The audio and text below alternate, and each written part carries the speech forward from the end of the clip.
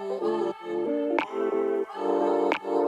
all going to zero against Bitcoin. It's going up forever.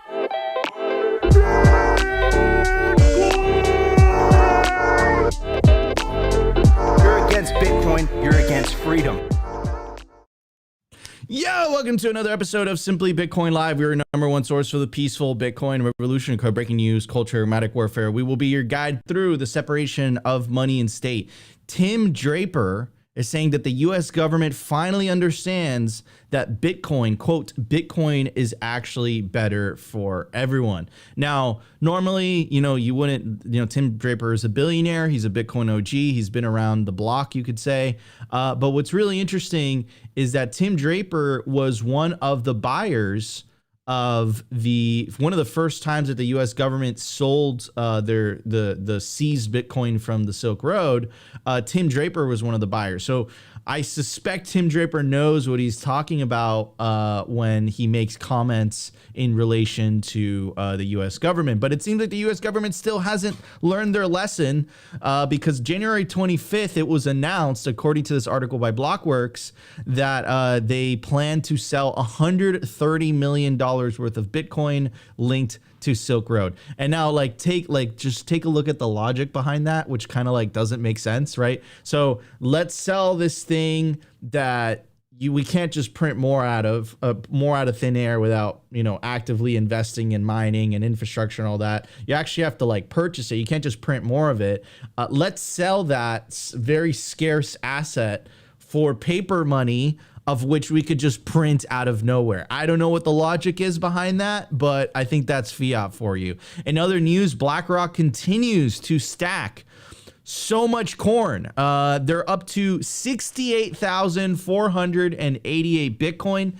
When we started covering this on Monday, they only had 50,000 Bitcoin. So, and another thing to keep in mind, guys, is BlackRock, Fidelity, they seem to be the guys that are leading the ETFs that are leading the pack. And of course, Grayscale, those three seem to be the winners right now.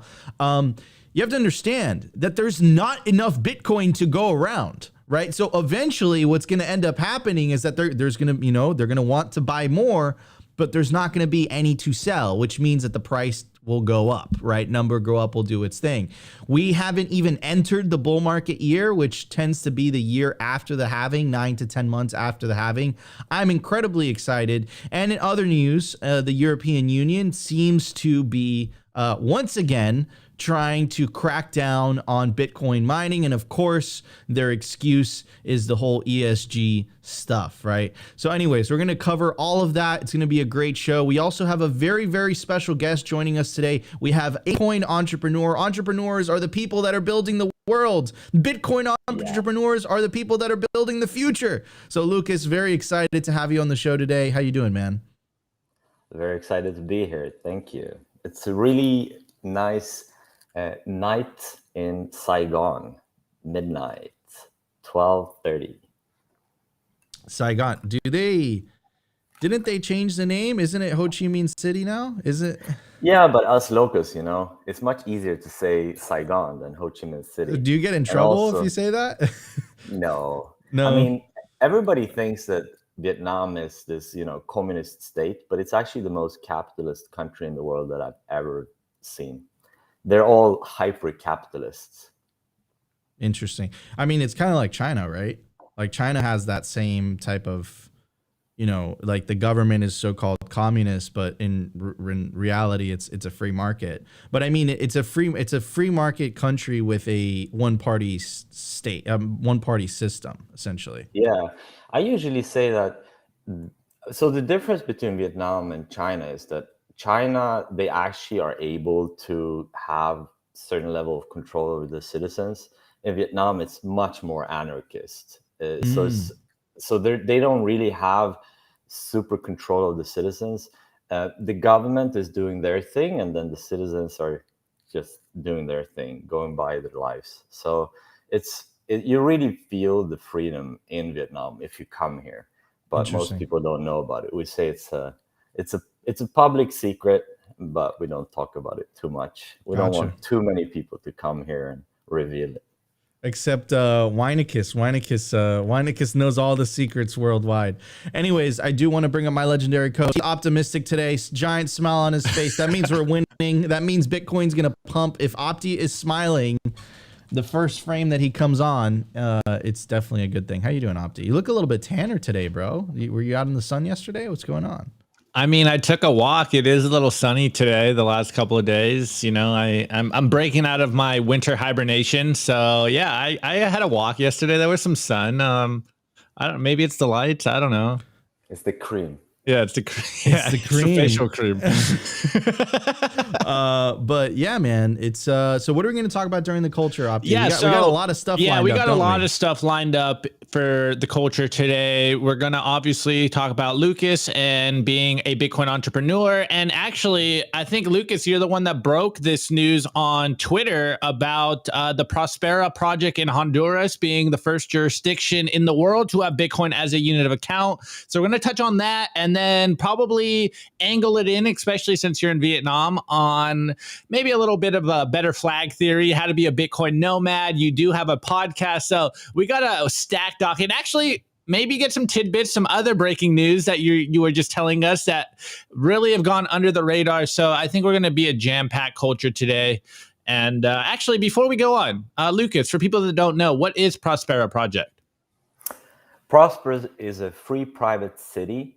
So say economic free zone. So say a country is, well, it has a government and it has police and military and all that stuff. An economic free zone is, say, a sub unit, a jurisdiction sub-unit of a country. So it's independent in terms of the laws that govern business. So the civil laws, it's still protected by the police and the military. So free private cities come from the free private city movement.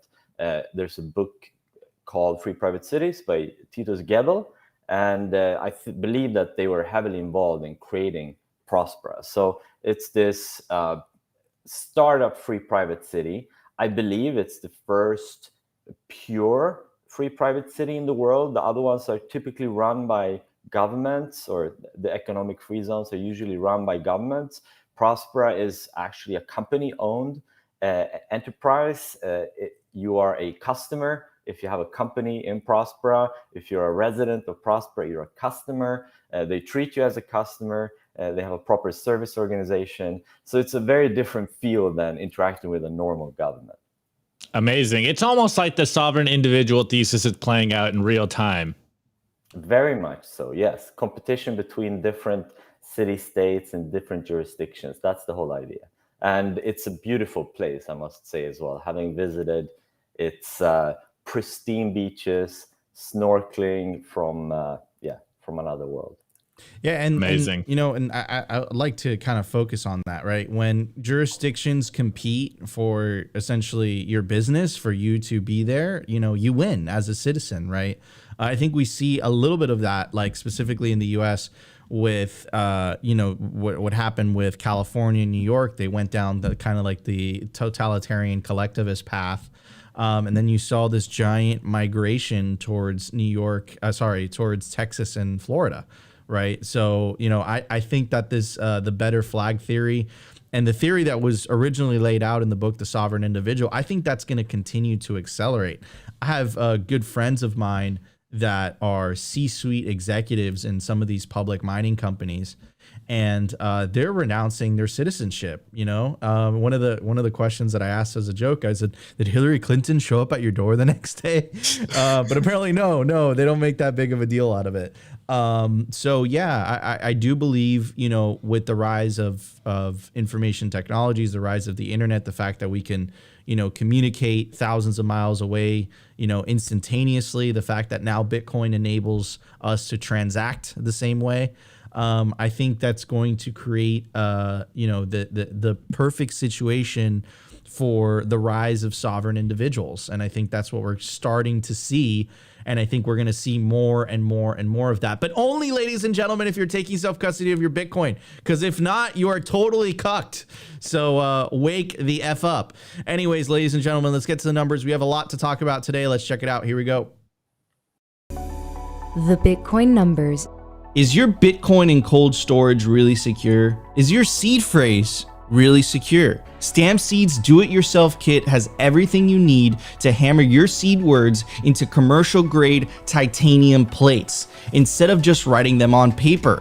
Don't store your generational wealth on paper.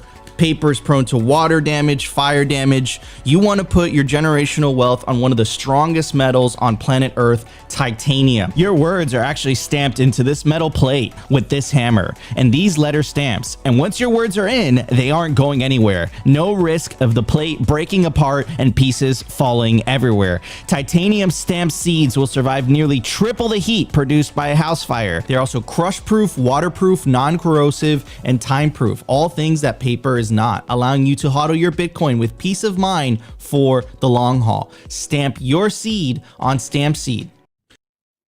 Guys, I made it incredibly easy for you guys. You could scan the QR code on your screen right now, take you directly to the Stamp Seed website where you can use promo code SIMPLY to get 15% off anything on the Stamp Seed website. Don't put yourself in a position where you have to explain to your grandchildren why you lost your generational wealth.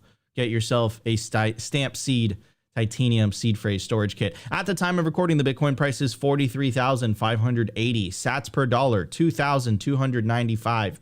Block height 828,267. Blocks to halving 11,733. Halving estimate April 20th, 2024. Total Lightning Network capacity 4,916 Bitcoin. Capacity value $214 million US dollars. Realized monetary inflation 1.74%. The market capitalization of Bitcoin 855 billion US dollars.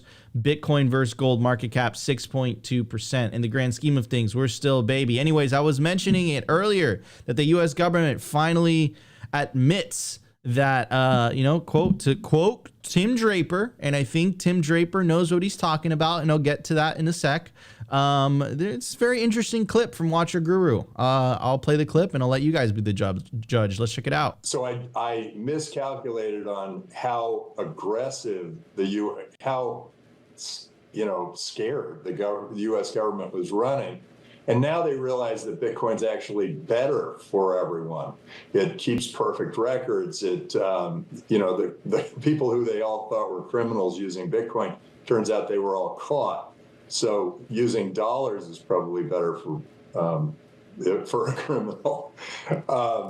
And I think that there's going to be a moment where there's a run on the banks the way after the Civil War there was a run on Confederate money, and there was a run on the Greek drachma and a run on the French franc when they became a part of the euro. So I actually think that there will be a moment in time when I can buy my food, clothing, and shelter all in Bitcoin, and people won't want dollars anymore. That is insane. Right. That is insane. And let's kind of break down what he was talking about. Right.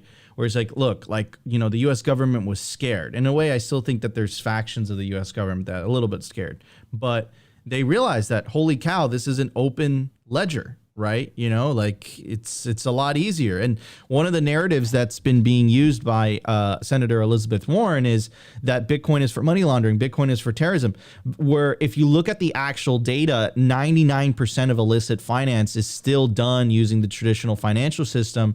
That's actually a lot more obfuscated than Bitcoin, which is an open ledger. Right. You can't really trace dollars. Right. You can't really trace that back. So, this is a very big statement from Tim Draper. However, I understand what maybe some of you guys are thinking, that Tim Draper could potentially be biased, right? Tim Draper, he's known to be a Bitcoin OG. He's, I think he wears like a Bitcoin tie every time I see him and see him on TV.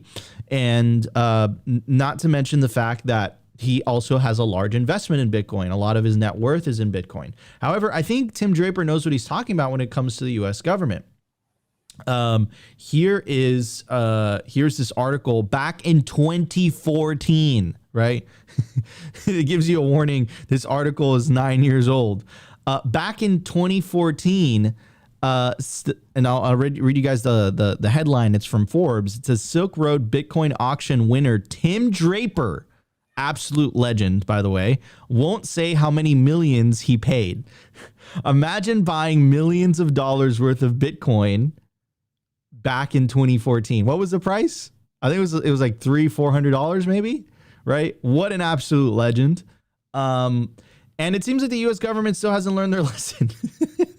Because it seems like they intend to sell more. This is an article that dropped January 25th, 2024. And it says, and the headline is US files notice to sell $130 million in Bitcoin linked to Silk Road agent. Again, like they can't, they seized all this Bitcoin from the Silk Road. They could have just been sitting on it, benefiting from number go up technology. But they're selling it for dollars, of which they have the unique ability to print more of, and they're selling scarce Satoshis that they just can't print more of for dollars. I have no idea what the logic is behind that, but it's also the government, and governments tend not to be the most efficient types of organizations and structures. So I find that very interesting. I also find Tim Draper's words in regards to how he feels what the current stance of the U.S. government is towards Bitcoin. I think that's extremely interesting. At the very end, that made me extremely bullish. I think we're going to find ourselves in a place where one day you're just going to be able to pay for everything in Bitcoin. But before we get to that point, layer 2 needs a lot of work. Because layer 2 is definitely not quite there yet for this massive Bitcoin adoption wave that's inevitably coming. And I'm going to pass it on to the Bitcoin entrepreneur. What are your thoughts on Tim Draper's thoughts on the US government stance? And also layer 2. I don't think layer 2 is ready for what Tim Draper was describing at the very end. So ever since I sold my company in 2020, and I was thinking of how much can I allocate in Bitcoin? How much do I dare to allocate in Bitcoin? And one of the key issues that I was thinking about was, will the US government ban Bitcoin or make a heavy regulatory attack? And as I was diving down that rabbit hole in 21 mostly, I realized that actually, not only will the US government never ban Bitcoin, they will actually adopt it as the reserve asset for the US dollar to extend the lifespan of the US dollar. So I just became more and more bullish the more I thought about it. So there is a fraction of the US government, say the deep state, that doesn't like Bitcoin, they don't get Bitcoin. But I'm convinced that there's another fraction of the US deep state that is preparing to onboard the US to the Bitcoin standard. And El Salvador is just the pilot that they're running to prepare everything for the big rollout. And the stable coins, if you've noticed, USDT has grown up to like $96 billion. I think it's up $30 billion in the past 1 or 2 years. That's going to be the vehicle to roll out the dollar into all the hyperinflating currency countries. And then they're going to get Bitcoin as the pair with the stable coins. So I think Tim Draper has probably thought about this, and he probably talks to some people in the government that are deep thinkers, and he may have an in. So he already knows the government is preparing, and he's stacking ahead of everybody else. That's what I think. 100%. He must haven't, because again, like there's a paper trail of him buying millions of dollars off the US, buying millions of dollars worth of Bitcoin in 2014, which is definitely worth hundreds of millions of dollars, if not billions today. So it definitely has a history of transacting with the US government. So he's definitely a person that, when he says a statement like that, this is not just some random anon on Twitter that's just, making theories and whatever. He comes from a position or a vantage point where he has access to knowledge that we do not, right? So it's a very strong statement, and he did say it on the legacy media. So he did say this on, this isn't just a podcast where you can kind of say a little bit more of what's on your mind. This is legacy television, right? Anyways, Opti, I want to get your thoughts on that video. Did that make you as bullish as it made me?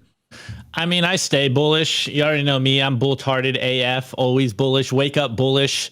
But I mean, there was a lot of signal in that clip. And, you know, Tim Draper does have some people might say ridiculous price predictions. And I just love the bull sauce. But we've been covering it for so long on the show. And we probably bring it up every other show here that the real criminals are using dollars. And I mean, Tim Draper said it in that clip, like, there is the narrative that criminals use Bitcoin, but you know, if the governments are doing good old-fashioned police work, then most of those criminals are going to get caught. Bitcoin is an open, transparent ledger.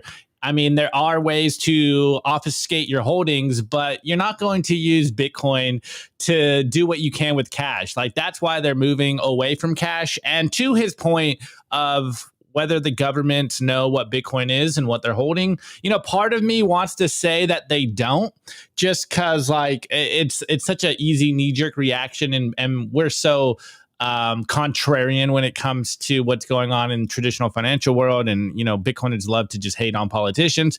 But I've been seeing a very real trend that politicians and government officials and the central bankers, they all know what Bitcoin is. Like, I don't think we can say anymore that they don't understand what Bitcoin is. You can very clearly see by their attacks or their quote unquote trying to attack Bitcoin that they understand what Bitcoin is, and they're just kind of gaslighting the population. So I do believe kind of what Lucas was saying, what Tim Draper was saying, and you were saying, Nico, that there is a faction of the government that knows what Bitcoin is, and there probably is a small minority of that faction that is pushing towards Bitcoin being adopted in the US, and they understand that Bitcoin will help the US. And so as much as like Elizabeth Warren and Jamie Dimon and Christine Lagarde and all the politicians and central bankers out there are saying that, oh, Bitcoin is bad, we need to stop Bitcoin, there's a very real movement, an opposite reaction of people that are like, wait, we might need to adopt Bitcoin. Maybe we shouldn't be fighting this Bitcoin thing. Maybe it will help our citizens improve their lot in life. So it will be very interesting moving forward whether the U.S. Adopts Bitcoin or rather embraces Bitcoin. But I mean, the fact that they're selling the Silk Road coins, it kind of makes you wonder, like, okay, what are they doing? Are they just trying to get some fiat gains? Do they understand exactly what they're holding? Or is it still kind of just a matter of time until they realize, oh, wait, we need to be holding Bitcoin and not selling it for fiat dollars? Because I think everyone understands that you can't be holding dollars. And of course, they're trying to perpetuate the dollar system. But as Bitcoiners, we understand, yeah, you might want to hold some Bitcoin just in case it catches on. Maybe you don't want those dollars. Maybe the traditional financial system is a lot riskier than people would want you to believe. And that's why we're all Bitcoiners here. We realize that Bitcoin is the safest bet as far as we're concerned. So yeah, we'll see what's going on. And, you know, again, Tim Draper knows probably more than I do. I just watch the news and I'm wondering, reading the headlines and like, yeah, they know exactly what they're doing.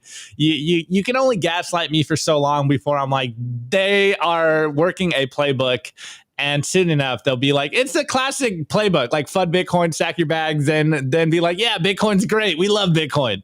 Exactly. Anyways, ladies and gentlemen, before we move on, I do want to give a couple shout outs. Guys, join Simply Bitcoin's Telegram group. It's absolutely free. Go to t.me/simplybitcointv. It's a party in there. We got over 1,000 people just dropping memes, dropping some funny ass content in there. So make sure to join. Shout out to Darth Mod for holding it down. And of course, I also want to, guys, it really helps us with the YouTube algos if you smash that like button if you're enjoying the content. And of course, if you're watching us on Rumble, I think we hit 77 viewers on Rumble today, Opti. That Rumble audience is picking up. And of course, if you're watching us on X or Twitter, also make sure to smash that like. Really helps with the algos, like I said. Anyways, guys, no more delay. Let's jump straight into the news. We have a lot to talk about today. Let's check it out. Here we go. I want to give a shout out to our sponsor. Have you ever wanted to get into Bitcoin mining and don't know where to start? That's why I want to introduce you to Scott's Build a Mine Bootcamp. He will show you how to build your own Bitcoin mine, how to get the project funded, how to get your facility filled with miners as quickly as possible. With a little luck, and by putting all his techniques and strategies to work that he's developed mining Bitcoin for the last 6 years, you could be mining 5 million Satoshis per day or 0.05 Bitcoin in less than 3 months. On the free webinar, he will give you a high-level roadmap that will help you get on your way to building, owning, and operating your own Bitcoin mining farm. Begin your mining journey today. Register for the free webinar now. Click the link in the description of the video below or contact Scott directly on Telegram using his handle @OfferedScott and learn how to mine those precious Satoshis. The Daily News. I want to give a shout out to our sponsor, Foundation Devices. It's self-custody done right. They built a premium grade hardware wallet called Passport right here in the US. It's fully open source and verifiable. It's the most intuitive Bitcoin wallet designed with a UX reminiscent of a simple feature phone. So you will know how to navigate it and use it the moment you pick it up. Get your Bitcoin off exchanges and into your own hands in just a few minutes. Experience the peace of mind that comes with taking ownership of your own keys. After a massive sellout during Bitcoin Miami 2023, the Passport is back in stock at foundationdevices.com. Bitcoin only, open source verifiable, completely air-gapped security model, gorgeous design craft, premium grade materials. If you're thinking about getting your Bitcoin off exchanges, this is the one for you. Check out the Passport link in the show notes below to learn more. All right, ladies and gentlemen, I made it incredibly easy for you guys. You can scan the QR code on your screen. If you want to learn how to build your own Bitcoin mine, sign up to Scott's Build a Mine Bootcamp. You can scan the QR code on your screen, or you can check the link in the video description. And of course, guys, remember, not your keys, not your cheese. You definitely want to take self-custody of your Bitcoin. And the way that you do that is by getting yourself a hardware wallet. We recommend our sponsor, Passport by Foundation. It's completely open source. It's easy to use, and in case you're new to self-custody, they offer a concierge service to help you on board. So definitely check out Passport and Scott's Build a Mine Bootcamp. Anyways, ladies and gentlemen, quick update on BlackRock. So let's check this out. Check out how much Bitcoin they own. They have about $2.7 billion worth of Bitcoin at the moment, and they have 63,488 Bitcoins, right? The beginning of the week, they had 50,000, just to kind of give you an idea of how much Larry Fink and BlackRock is stacking. It's not only BlackRock that's doing this. Of course, you have Fidelity as well. Anyways, but just to, sometimes it's important to kind of zoom out to kind of get like a feel for, you know, the Bitcoin mix. Now, this isn't exactly verifiable. This is just like kind of like an estimate, right? But this is essentially who holds what, right? The vast majority of Bitcoin is held by individuals. A portion is owned by Satoshi, which I believe is never going to move. It's estimated. I'm going to ask Lucas this. How much Bitcoin do you think is lost? 4 million. I agree. I agree. That's my estimation as well. Then, of course, there's the unmined Bitcoin. There's governments, and it just continues to get smaller. Shout out U.S. government for selling that Bitcoin. DeFi, I think that wrap it, even though that's not such a whatever. Then there's funds, right? You know, you have BlackRock, and then, of course, you have companies with Chad Saylor included in there. But the vast majority is held by individuals. This is one of the first big assets, very popular assets, where the individual, the average everyday Joe, had the opportunity to front run Wall Street. And I think that's a really, really big deal. Anyways, the news story I do want to cover today, this is a bit of a long article, so I don't know if I'm going to be able to, it's not so much, but I'm going to try to get through it as much as possible because it's important that we stay on top of this. And this is, shout out Marty Bent. He has amazing content. You can go check him out on Twitter, and you can go to tftc.io for more of these awesome articles. So name of the article is "The EU is attacking proof of work." It's important to be clear here. The only thing these requirements will accomplish, if they are written into law, is the prevention of European citizens from reaping the benefits of the most radically liberating technology humanity has come into contact with within centuries. Here's something that's not being talked about enough in Bitcoin circles. The European Union could potentially enshrine, quote, the name of the regulation is Technical Standards Specifying Certain Requirements of Markets in Crypto Asset Regulations, also known as MiCA, as laid out by the European Securities Market Authorities later this year, that if passed would kneecap Bitcoin mining across the EU, among a slew of other actions that would prohibit individuals from leveraging the full potential of Bitcoin's sovereign properties. But before you get your panties in a bunch, remember, they did this in China, one of the most totalitarian, they have one of the most totalitarian governments in the world.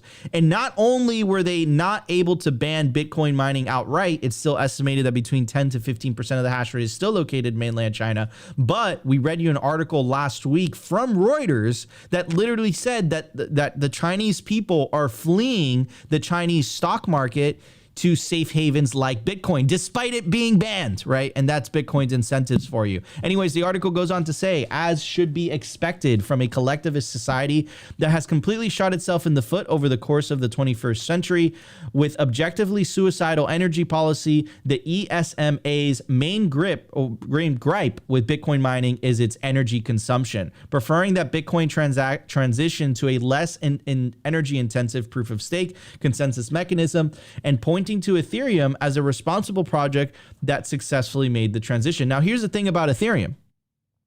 Ethereum is the majority, and you guys, don't take my word for it, you can verify this for yourself.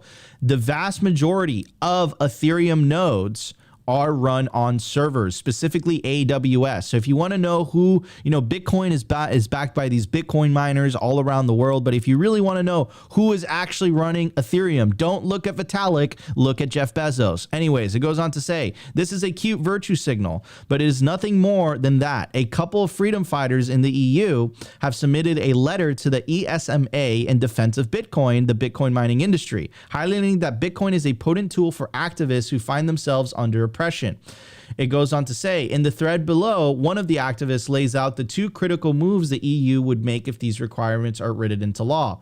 It goes on to say, Luda, which is the activist, who decided that the ECB will be able to decide whether Bitcoin gets a bad ESG rating. This is such a conflict of interest. The enormity of this power and the inappropriateness of them getting to decide has just hit me. There are several regulatory approaches developed by the EU Commission based on the ECB. Experts of the EP economics recommendations reban of proof of work. In general, we see the main trends are to expand the ECB's remit to economically de-incentivize. It goes on, it just keeps going. But remember, we know how the ECB feels about this. And also, why is the ECB part of this? And for anyone who doesn't know what the ECB stands for, it's the European Central Bank. Why are they a part of this conversation? We know that Opti's ex-girlfriend, Christine Lagarde, is not a fan of Bitcoin. She calls it an escape valve. We played you guys a video last week of her saying that if they aren't able to successfully roll out the CBDCs,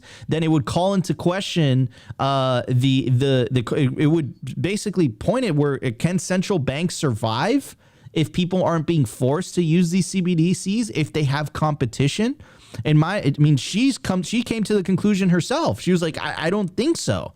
Right. And, of course, she calls it innovation, and she calls it, we have to facilitate payments. But in reality, I think it has to do with controlling the money. Anyways, it goes on to say, while the focus of these requirements focuses on the impact of proof of work, the ESMA is trying to, quote, economically de-incentivize or even prohibit investment into Bitcoin or Bitcoin adjacent products as a fight with threat to environment security. This makes it sound like the EU would enact tax policies that would make it uneconomical for entrepreneurs to start Bitcoin businesses and to outright ban people from starting any businesses that is Bitcoin related due to the fact that it would be anchored to Bitcoin's proof of work in some fashion. Beyond this, their justification for the abolition of proof of work is that it threatens Europe's energy security. This is real rich, when you consider the fact that the biggest threat to Europe's energy security is the energy policy that it has set over the last 20 years.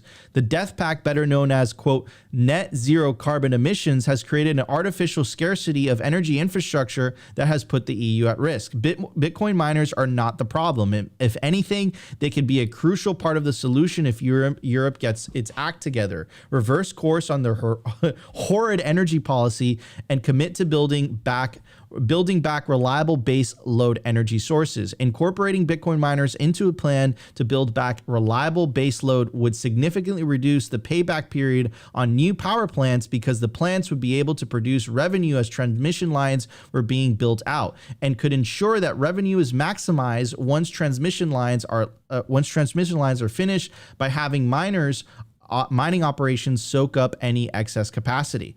So I mean, like, in my opinion, and maybe I'm just a jaded Bitcoiner, and I'm just going to read the final thought. It goes on to say, it is important to be clear that the only thing these requirements will accomplish, if they are written into law, is the prevention of European citizens from reaping the benefits of the most radically liberating technology humanity has come into contact with in centuries. Bitcoin wouldn't even notice that the EU cut itself off from the network. Other countries would recognize the opportunity that Bitcoin represents, will take an advantage of that opportunity, and surpass the EU as it renders itself an anti-progress regime. Final thought, bully mode. So absolutely great article from Marty Bent. Marty Bent drops hot fire. But this is what I gotta say, guys, and I think this is Opti's quote, so I can't take credit for it. You can't ban Bitcoin. You can only ban yourself from Bitcoin. Right? You can't make this go away because Europe does this. Did they not learn what happened in China? Right? The CCP banned Bitcoin mining. Within 9 months, the hash rate recovered and the hash rate further decentralized in the process. You can't stop the honey badger.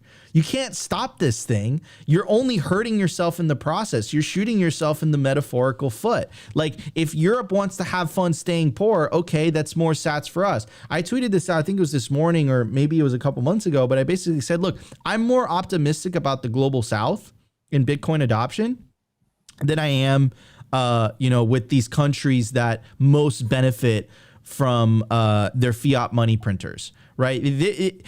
All this stuff too, you can just like kind of boil it down to this. This is fiat thinking. None of this would be possible without fiat. This is just like, this is ludicrous, right? The energy policies, trying to essentially ban Bitcoin mining. I don't believe it has anything to do with the environment. There's a great example in Norway where there's certain political parties in Norway, they wanted to ban Bitcoin mining, even though 98% to 99% of Bitcoin mining in Norway uses quote unquote renewable energies, and they still wanted to ban it. I think that this is a political stance. I think this has political motivations. I mean, why is the European Central Bank involved in the decision making? Right? This is just utter BS. So, I mean, the government of Europe is going to make it hard for some of the lives of some European citizens. But in the process, and Lucas and I were talking about this before the show, this is where the better flag theory comes in. You guys want to have fun staying poor? Governments in Europe, the Bitcoiners, which are going to be the wealthiest, the wealthiest population on the face of the earth in the next 10 to 20 years, they're just going to say, peace out. El Salvador looks great from where I'm standing from. So yeah, I mean, Europe, have fun staying poor. That's your decision. You're bringing this upon yourself. You're not going to accomplish the thing that you want to accomplish, which is to make Bitcoin go away. Bitcoin's here to stay. The faster that governments and central banks come to terms with that, the faster that they themselves will benefit from Bitcoin. I mean, look at what Tim Draper was saying in the very beginning in regards to the US government. Even the US government is coming to terms that, hey, maybe this thing is beneficial if you are to believe what he was saying. Anyways, I'm going to pass it on to Lucas. Lucas, you are a Bitcoin entrepreneur. You're also a bit of a Bitcoin nomad. So you're definitely taking advantage of the better flag theory. Is Europe shooting itself in the foot, metaphorically? Oh my God. I was just thinking when you're talking, how can I even say anything positive? I'm so depressed seeing what's happening in Europe. And honestly, when I was traveling for the past 2 years, we're meeting so many Bitcoiners from Europe that are emigrating, that they've left Europe, they're homeless, and just trying to find a new place. El Salvador, Argentina, checking out East Asia, Bali. Europe is really being depopulated by the people that have foresight. And I don't know do you guys have any idea of if there's any possibility of this not going in the direction where it's going? Because I just don't see any stop. I don't see any end. What's your take? Yeah, I mean, I think I had Jeff Booth on a couple months ago. It was probably February of 2020. No, it's almost a year now. But I asked him essentially a very similar question. I said, does it worry you that in the West, people just don't care? They're so distracted by the bread and circuses, like they're not really aware of what's going on. And he says, well, Nico, it makes sense that, in places that are further away from the benefit of, further away from the monopoly, further away from the strong fiat money centers, right? Whether it's, the European Union or, in the United States, it's right. The Federal Reserve, the European Central Bank, or basically any country that has a strong fiat currency. He's basically saying, he's like, it would make sense that their populace would be the last to wake up to that reality. It's actually people further away from those benefits that are first going to awaken and start to ask questions about, hey, what is money? What is this? What is that? So and I thought it was a really good answer. To add one thing. For those that aren't in Europe, I'm sure that there's a lot of listeners in the States and in that part of the world. I think it's hard to understand how indoctrinated the Europeans are with state propaganda. So back in the pre-Berlin Wall days, like before the Berlin Wall fell, the East Europe had really heavy propaganda. Communist propaganda was being pushed onto the populace. But what was common then amongst the common man was that everybody knew that there's just one thing that's certain, it's that they're lying. And the difference today with the populace in Europe is that everybody believes everything they say. And I find that to be the really scary thing.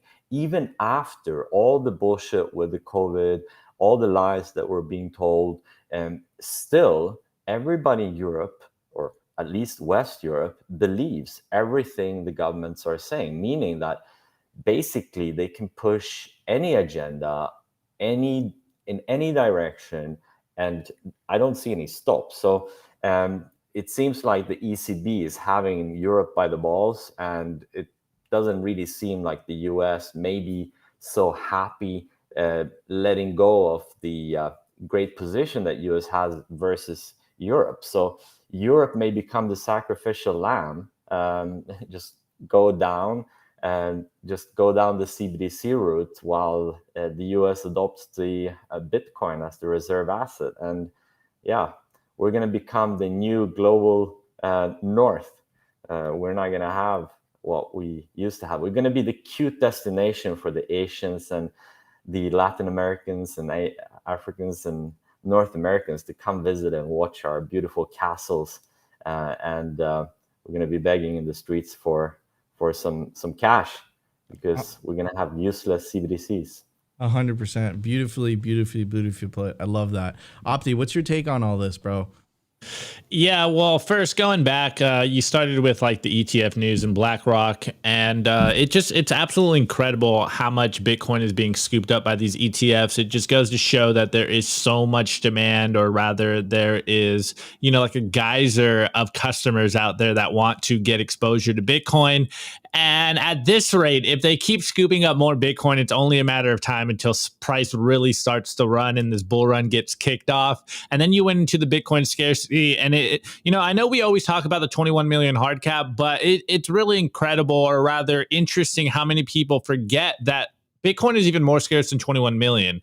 And, we have the estimates of 4 million lost. So that's 16, 17 million Bitcoins in total. I think people really forget what digital scarcity means, or rather even what scarcity means in general. Okay, now the next topic, EU banning proof of work.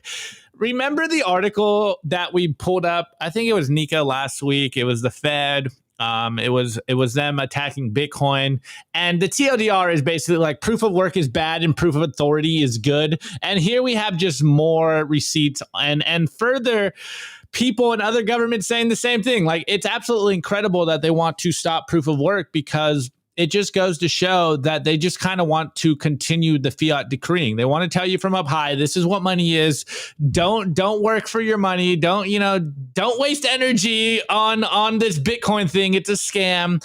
And, as everyone's saying in the chat, like the European Union just wants to have fun staying poor. Like Bitcoin doesn't waste energy. It actually does the opposite. It scoops up energy. And it's really interesting when people come out and say that Bitcoin is bad for the environment, because when you look at the data, and of course they're not looking at the data, they just want clickbait headlines. Bitcoin is actually good for the environment in a bunch of different ways. But anyways, back to the whole EU stuff and what we were just talking about. Bitcoin is a global phenomenon. And if the EU wants to cut itself off from Bitcoin, like, so be it. I absolutely love when the statists and these grand federal governments come out against Bitcoin, because it just proves to me why we need Bitcoin in the first place. Of course, they're not going to let their moat go away and dissolve in real time. They're going to scramble and control it. And the more they try to corral people into their literally worthless pieces of paper, the more that I know that we're on the right track, and that as Bitcoiners, we have the right perspective and we understand what's actually going on.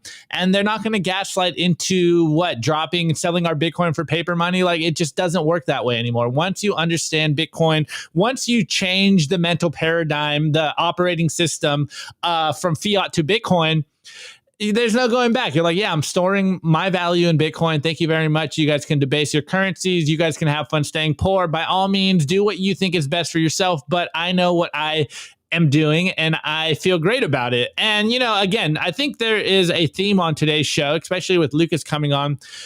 And we talk about this all the time, that the sovereign individual thesis is playing out. People will move to different jurisdictions. But, I don't want to leave my home. So I'm still a holdout that these either psychopaths in power realize that they're shooting themselves in the foot, or individuals realize that they don't have your best interests. Like, we're at this deadlock right now where the federal governments of the world, the institutions of the world, they're going to push.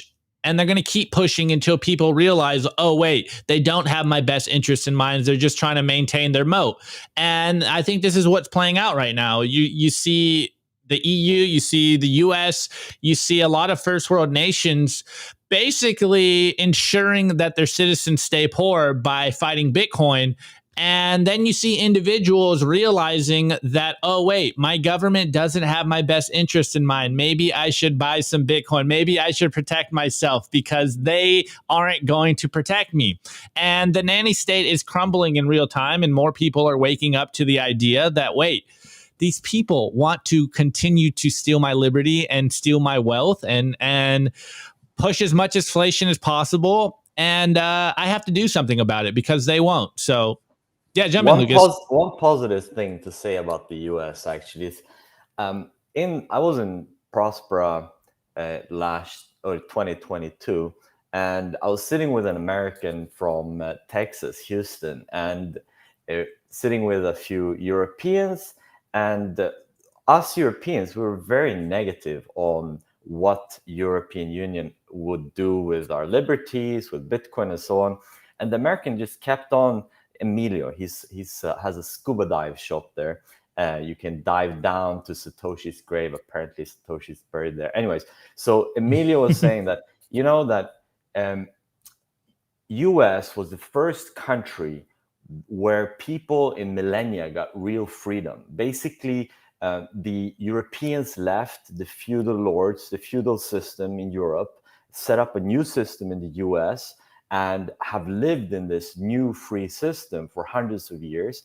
And once people have tasted freedom, really know what freedom means, it's hard pressed for them to give it up. So actually, the Americans will not go down easily. They will go down fighting hard. Whilst the European were like, we're already given up. We're going to be ruled, and we're going to be ruled hard. And our overlords are going to come and rape our women, and we're toast anyways, whatever we do. But the Americans, you guys actually have this, the idea that you can actually win. So I think there is something to be said for staying in the US, finding a good spot. You don't necessarily have to leave. 100%. 100%. I agree 100%. I think that's that's the signal right there, is the fact that, America was born, even though it's been totally cucked by now, but America was born with this kind of revolutionary mindset, right? This mindset of it's even ingrained in the Constitution, if that actually matters so much these days. They're eroding it day by day, but the fact that freedom of speech is at the very top, right? The fact that it's the rights for individuals, not only the state, to bear arms. And that makes it, it's a rebellious country, and Europe never really had that. They still have kings, bro. And there's nothing wrong with that, right? There's nothing wrong with kings and stuff, but of course that it's what you said. Like, no one really tasted it as much as, America did, specifically with the American Revolution. And the Enlightenment and the way that all that went. So yeah, I 100% agree with that. I mean, statement. Nico, to that point, like, Europeans are the ones that literally stayed and were just like, yeah, we'll just take this. This is fine. And the Americans are like the ones like, yeah, we've had enough. We're going to start our own nation. So like, it's a fundamentally different ideology. 100%. 100%. Well, ladies and gentlemen, before we get on to the next segment, I do want to give a very special shout out to some of our sponsors. The first sponsor, I do want to give a very special shout out to very, very great book. I highly recommend it. It's called Bitcoin Evangelism, Planting Seeds for the Decentralized Revolution. We had the author on yesterday's show. His name is Brian DeMint. We have to orange pill 10 million people. Bitcoin Evangelism by Brian DeMint is an absolute beast of a resource for orange pilling no coiners and altcoiners alike.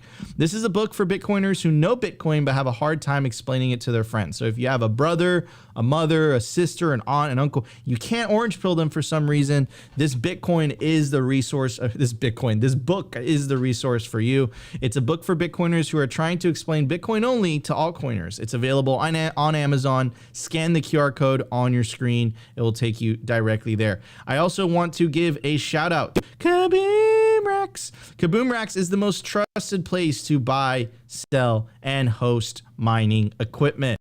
This is where I personally buy my miners. You can scan the QR code on your screen right now. It'll take you directly to the Telegram marketplace, where you can connect with a member of their sales team. They make purchasing easy and transparent. You could also sell your mining equipment with them. You can access their vast network of domestic and international customers when you sell your mining equipment with them. What are you waiting for? Start your mining journey today. Visit Kaboom Racks. Scan the QR code on your screen or check the link in the video description. All right, everybody, let's hit the culture. The Daily Culture.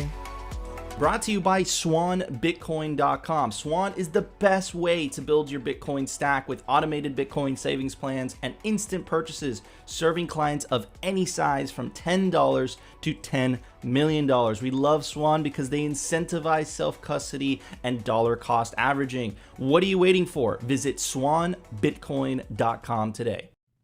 All right, Lucas. Well, let's get into some of these news stories we got here for you guys. We'll start with the Prospera unit of account news that just dropped. Very few people heard about this, so maybe you'll take the reins here, and I'll pull up this tweet while you're talking so people can see this for themselves.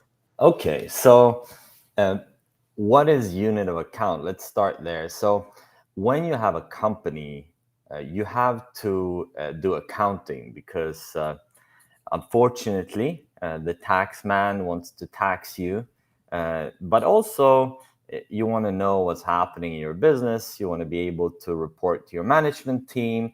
You maybe want to report to your board.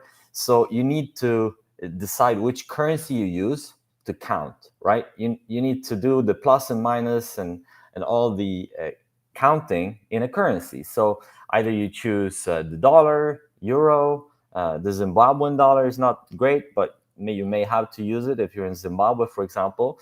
And now with this decision in Prospera that they will approve to use Bitcoin as unit of account, you can use Bitcoin as the accounting currency in Prospera. So for the organization that you have, if it's a business or a nonprofit, you can let your accountants do it in Bitcoin. And now, why is that interesting? Why is that relevant? Can't you already do that? El Salvador has Bitcoin as a legal tender, right? So you should be able to do it in El Salvador. No, in El Salvador, you have to use the dollar as the unit of account. So it's still not any other place in the world. Prosper is the first place in the world since a couple of weeks back where you can register a company or a nonprofit and you can run that with Bitcoin as your unit of account. Okay, so why does it matter? Why is this useful? Well, so if you are running your business with, say, the dollar as unit of account, but you are doing a lot of transactions in dollars or in Bitcoin, then what happens is that you always have to keep track of the conversion between the dollar and Bitcoin. So what is the dollar price of the Bitcoin that you're spending, or what is the dollar price of the Bitcoin that you're receiving? So you always have to keep two currencies in mind. And that is really annoying. That's the first thing, because usually you only have to manage one currency. It's really annoying. Always have to manage the conversion rate. But also, what people that are not entrepreneurs may not think of is the administration. So when you're doing your accounting, you typically don't do your accounting on a daily basis. If you're good at it, you do it on a monthly basis or you do it on a quarterly basis. But quite often, founders, entrepreneurs end up doing their accounting on a yearly basis. So actually, you have to go back and look at old receipts and figure out, okay, this transaction, it was this much Bitcoin. So how much was that in dollars at that point in time? Okay, so now you think, okay, of course, that's just recorded in the software that you're using, right? Well, in the fiat system, it's typically recorded, the conversion rate between euro and dollars. If you're using euro as your unit of account and you're transacting in dollars, you typically get the conversion rate automatically in the software that you're using with a card or things like that. But actually, a lot of Bitcoin software doesn't do that properly. So it doesn't give you the conversion rate. You can't extract the records properly. So when you're going back and trying to figure out, okay, what was this transaction? What was the value of this transaction in the unit of account? Oh no, wait, the exchange rate now changed 20 or 30%, and it's really hard to figure it out, and it takes just a lot of time. And so it's really annoying and tedious to not have Bitcoin as unit of account if you are doing the majority of your transactions in Bitcoin. You're paying your salaries, you're receiving payments from customers, you're doing your consulting, or you're selling your software in Bitcoin. But there's another thing. Now, once you've done your accounting, you're handing it over to your accountants. Now, accountants, for some reason, so their job is supposed to be to handle the accounting, right? So they should be good with numbers.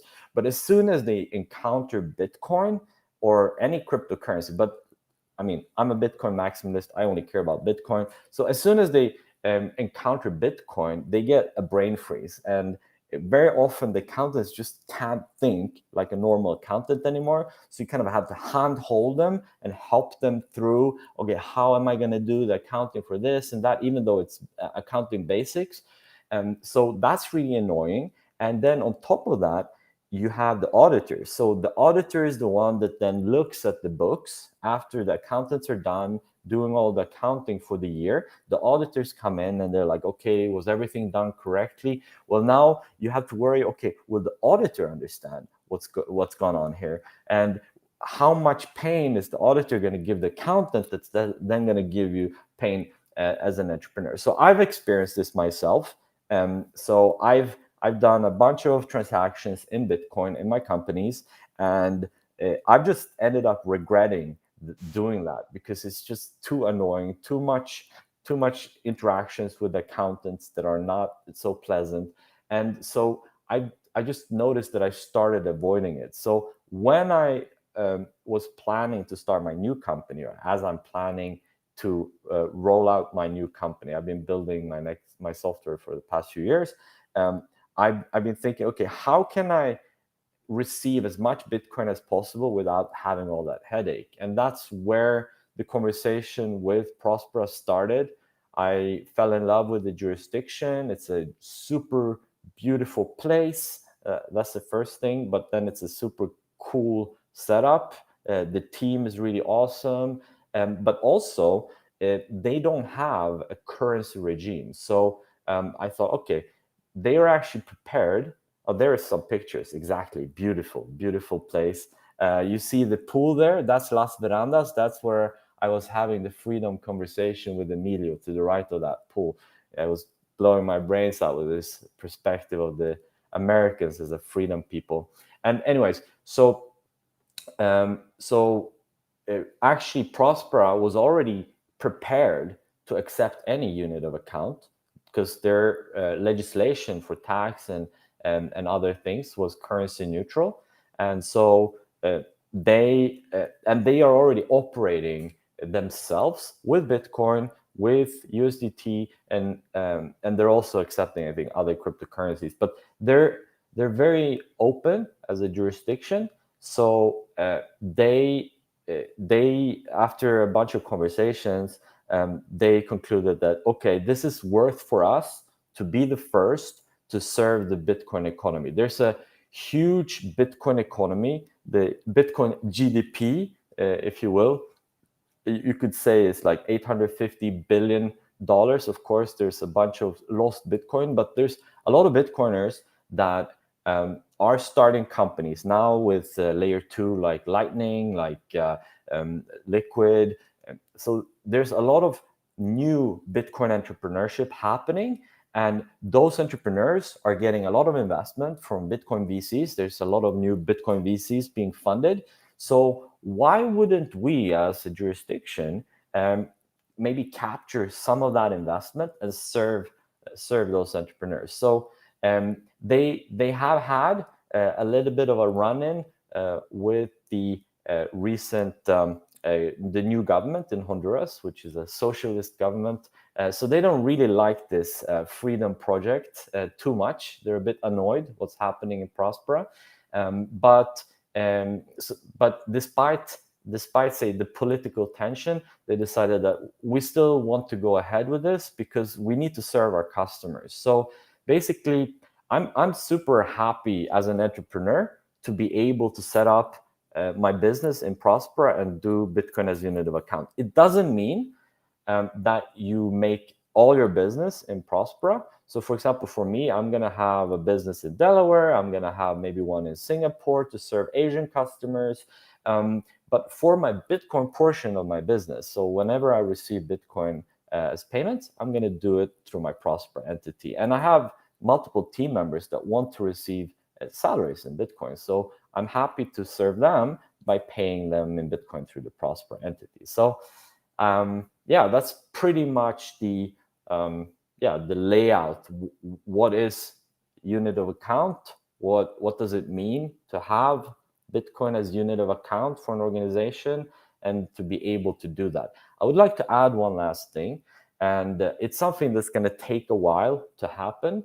But at the moment, because the fiat system, we have to understand what the fiat system, banking system really is. It's a set of distributed databases. So say in the US, you have every bank is a database where they print new money. Every time they give a mortgage, they print new money. Every time they give credit, they print new money. And at the end of the day, say, they consolidate their financials, and then they send information to the central bank, and then the central bank kind of concocts all the different databases, all the different banks that have created new money across the country into one book, and then they know how much money was printed on that day. So basically, the money is a set of distributed databases, okay? So it's really manual. You have a lot of errors. There's a lot of problems with data integration. So it's a data scientist nightmare, the current monetary system, okay? So for accounting, this also means that there's a lot of say reversals of payments. There's a lot of errors that are being made by bankers and transactions. So there's a lot of elements that are manual in the current monetary system. Now, therefore, the accountants are dealing with all these things as well, trying to collect this receipt and that receipt and so on. But in Bitcoin, what you could do, because it is irreversible transactions, it is perfect monetary data, globally distributed, simultaneously, you could actually create an accounting system that's fully automated. So, but you need Bitcoin as unit of account for that. And I believe that's where we're going. In the end, we're not going to do accounting manually with accountants. We're going to have automated accounting using AI, and we're going to have that only in the Bitcoin as unit of account jurisdictions. So that's more like a high-flying idea of what's possible in the future with this. Love it. Okay. Kind of shifting a little bit. Entrepreneurs for the win, bro. Yeah. And that's where, hold on. Kind of shifting a little bit. You are a Bitcoin entrepreneur. Nico just brought it up. And you were talking about, like, a theme in there was the better flag theory, and maybe elaborate on that and how this is playing out and what you're seeing happen. Yeah. So. Oh, wait. And before we do that, Lockie, sir, don't mean to cut you off. And then adding on that, being a Bitcoin nomad like our friend Weinicus and you are. Yes. Okay. So before I go into the flag theory from a more personal perspective, I would like to just add something about Prospera. I think that it's really worth checking out the jurisdiction step by step. So as Americans, it's really easy to go there. I don't work for Prospera. I would like to say that as well. I have no economic incentives or anything. The only reason why I'm talking about this is because I wanted to get this done. I also promised them that I will do a little bit of explanation and say free marketing, so that they can get a few more Bitcoin entrepreneurs coming. So if anyone is wondering more about this, thinking about starting their own organization, or they already have a company and want to start a Bitcoin as unit of account sub company, I'm available to answer any questions. Also, there's flights from Houston, Miami, Atlanta, and I guess San Francisco or something directly to Roatan. It's an island outside of Honduras. So it's not the same as Honduras mainland. Mainland Honduras can be a bit dangerous. Roatan is really safe. So you can actually go there and see for yourself without being afraid. They also speak English, strangely enough, because the country Honduras is Spanish speaking, but in Roatan, it's English and Spanish speaking. So you can just come there as an American and speak English and feel comfortable.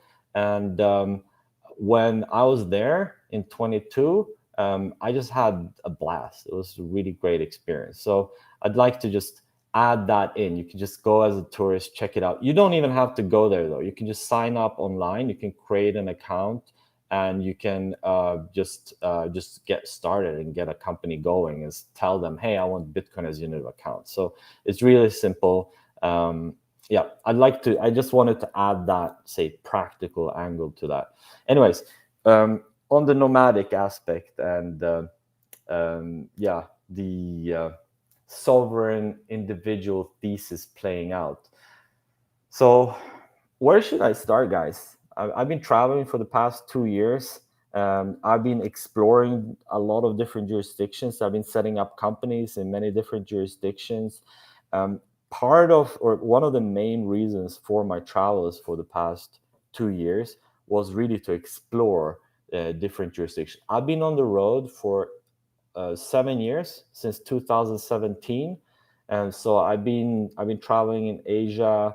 I've been traveling in Europe and Americas, and I've been trying to figure out where is a good place to set up a base, especially accelerated now in recent years after they went crazy after the COVID pandemic, and now when they're really rattling the swords and thinking of what new wars they could start. Personally, I'm really thinking hard where where is a good place to set up a base? And yeah, I have some observations of different places. I also have some favorite places I want to check out. But guys, where should I start? Wherever you want to take it. I mean, you told us you left you're Swedish, you left Sweden, and then you looked at everywhere else. And what is like, what are you comparing? What are you looking at? And maybe just add what should people be aware of moving forward? Okay, so I think the first thing for anybody that is curious on starting this kind of journey, I think you should not overestimate how difficult it is. It really is not that difficult to start your journey. And I would recommend just maybe getting on the road for 6 to 12 months first without the idea of living forever, just to taste how it's like. And you make sure that you go to a affordable place. So you don't go to the most expensive places. You don't go to Monaco and London. You go to uh, Colombia, Argentina, Vietnam, Bali, places that are really cheap. For reference, for example, from Saigon, where I'm now, I spend a lot of my time in Vietnam. From Saigon to Bali, it's a 4-hour flight. It cost me $75. Okay, in the US, I don't know what it costs, but I think it's much more expensive, including the taxi trips and everything. So just don't make your life so difficult, or don't overthink it. Try to do the first step easy, and then I think also a lot of people overestimate how hard it is to make money remotely. So as a perfect English speaker, you can always serve other English speakers in your nation, and there's always some tasks that you're good at. I mean, you could do management consulting, or if you're not experienced in management and things like that, you could do just translation, or you could do there's a lot of, say, simple tasks that you could do just to get by. Just for reference, my breakfast here in Vietnam, I can eat a great breakfast for $1. I add a coffee, that's one more dollar. I have $2 expense for my morning routine. So I could eat, as an American, I'm sure you could easily make back that money many times over in just 1 hour. So I think people overestimate how hard it is to do the first step, and then the second steps and the third steps. That's more like, okay, where do I actually want to spend more time, and how do I actually leave finally where I am? So those are two different things. It can be really complicated legally to leave where you are, say tax wise and just administratively. But that I would leave to like last step. The second step is really to figure out, where do you want to be? Where do you want to spend your time? Some people love Argentina because it has great meat, but some people are vegetarian and don't like where they only eat steaks, right? So, and some people don't like the humid climate in Paraguay because it's just too hot, and they want to have more Patagonia style mountains and a little bit colder during the year. So you need to figure out where you want to be, what you like personally, and I could get into some specifics. I think generally now, what I'm looking at is, I think weak states are pretty. I see that pretty favorably, because as we're going into a time where the states are getting more and more oppressive and more controlling and want to extract more and more tax dollars, you probably want a state that is not that strong.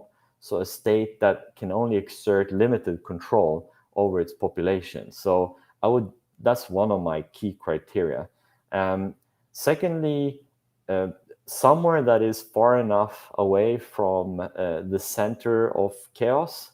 So I don't really like Europe. Maybe parts of Eastern Europe are okay, but they're really stuck in the middle of, between Middle East chaos and Ukraine chaos, and the Western European megalomania. It's Eastern Europe is really stuck between all that craziness. So I wouldn't really, for that reason, I don't really like that. And also the US, there are beautiful, amazing places far away from the power centers. And you have to determine for yourself if that's far away enough. But from my perspective, I like to be further away. So for example, I'm looking at Argentina now. Milei came to power. He lowered the costs of the government by 33% last month. So that's very promising. It seems like this libertarian president can get a lot of stuff done in the next few years. Argentina is a huge place. I like to snowboard. That's a personal preference. So that's the next place that I'm curious on exploring. What I really like, though, about Asia or East Asia is security. And I think that's a really important thing.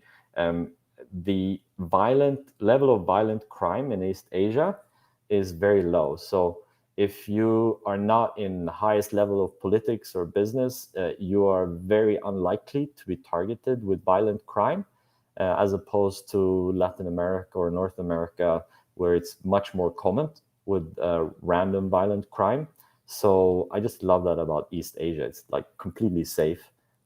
So that's a huge benefit. And now I've been ranting for a little bit. So you guys, please jump in. Do you have any follow-on questions on that? Yeah, I mean, dude, so you're essentially living the hypothesis or the theory from the sovereign individual, right? You are looking at different jurisdictions, and you're literally choosing what is a more favorable location for you.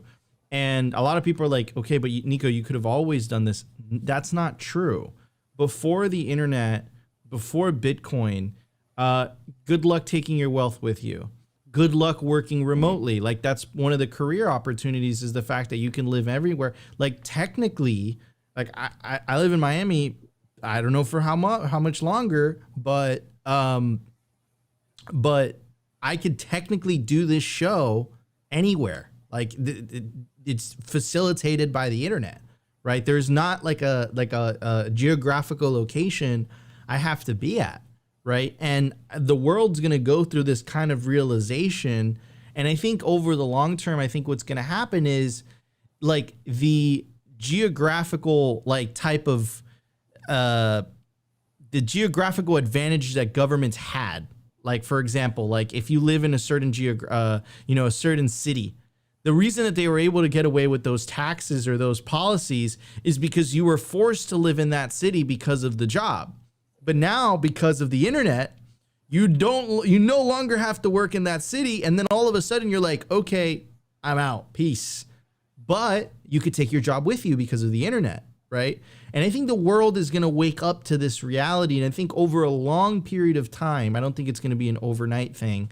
I think governments are going to have to, essentially, the relationship between the individual and the government is going to change. Right. Instead of like this extortion type of relationship that I think exists now, it becomes a more business-like relationship where governments you're going to pick and choose what jurisdiction you want to live based on the services they provide and at what cost are those services. Right. But this idea that, and specifically in the US, it's crazy. Right. No matter where you are on planet Earth, you have to pay federal income tax. That is insane, right? So yeah, I mean, I love this new world that we're heading into. I think people really have to expand their minds. There's other places other than Europe and the United States to live in. I've lived a couple years in Latin America. I've lived in Dominican Republic. I've lived in Colombia. I've spent some time in Venezuela. So I've lived in Europe actually a little bit. So like you get exposed to these types of jurisdictions, and our COO Weinekiss is a world traveler sponsored by Simply Bitcoin, he's on that tip, and I think people underestimate how much cheaper things could be in different countries, right? Like the cost of living in some American cities is absurd. You can get it for like a tenth of a cost in the other city. And not to mention the food quality. I don't know. And Lucas, you'll probably laugh when you hear this. As soon as I leave the US, even if the amount of food that I eat stays the same, I lose like 15, 20 pounds. I don't know why.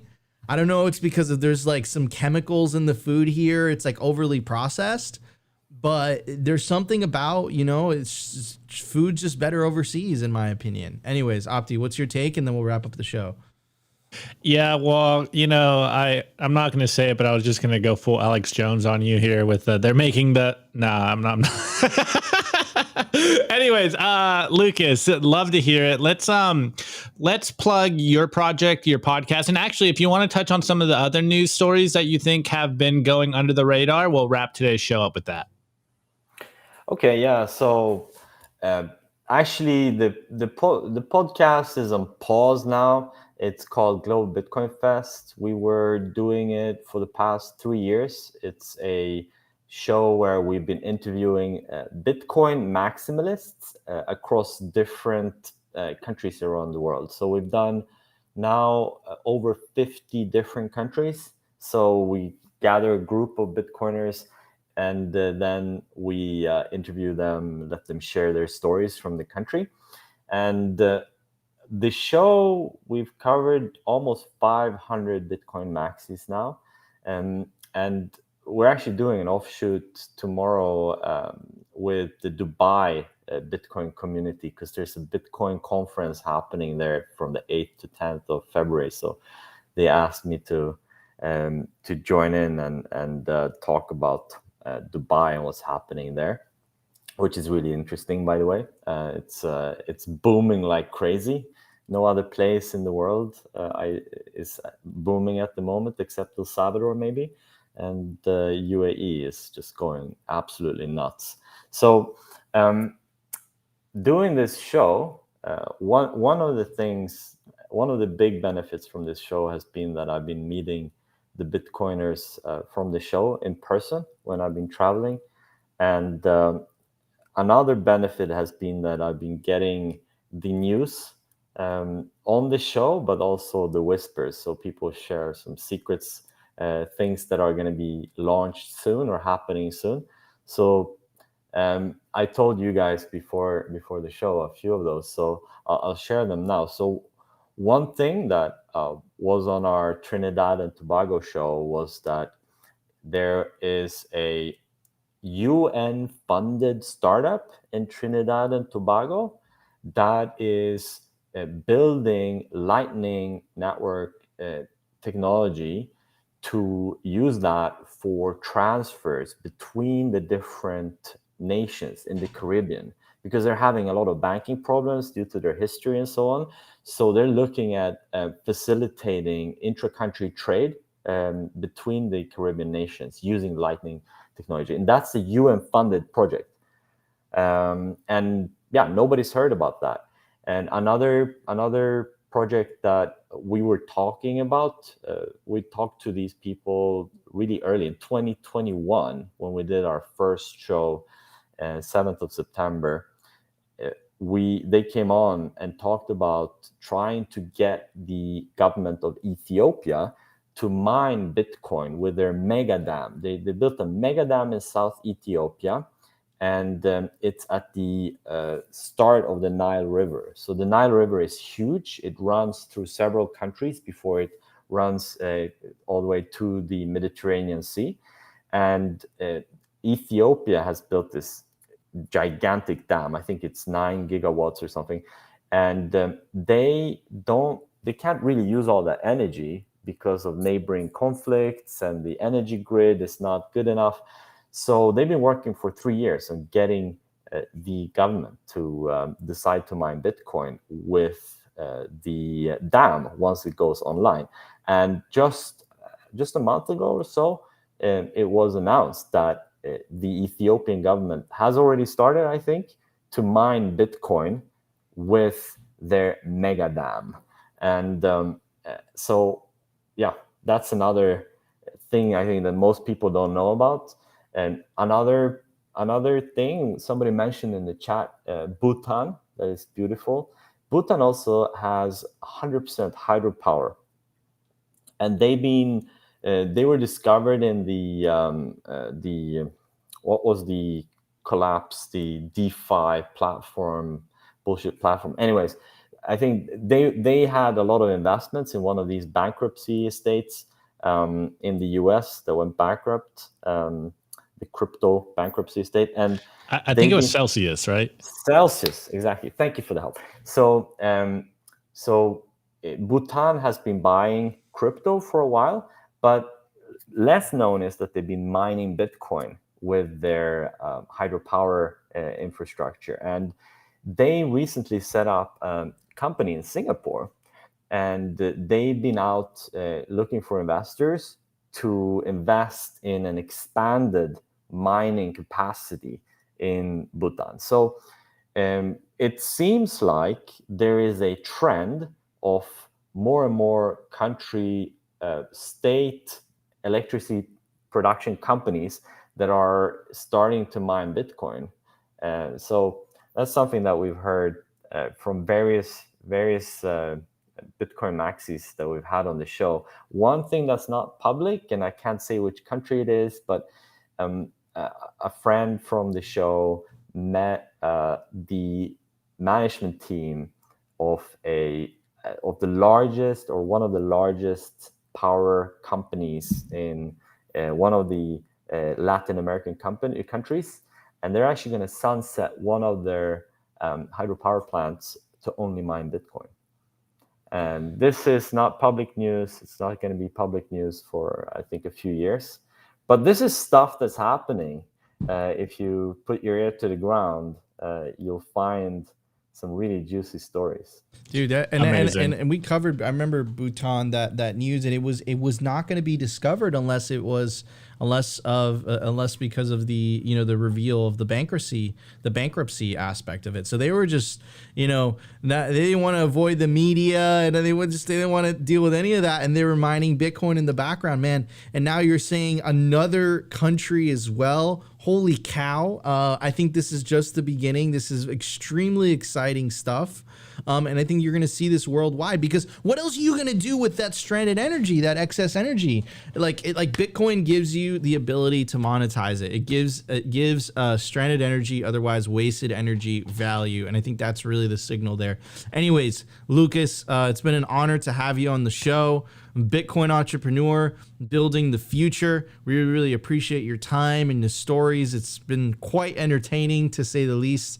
You guys could follow Lucas at DUC ZKO on Twitter, and go check out his website, globalbitcoinfest.com. Lucas, thank you so much for joining us.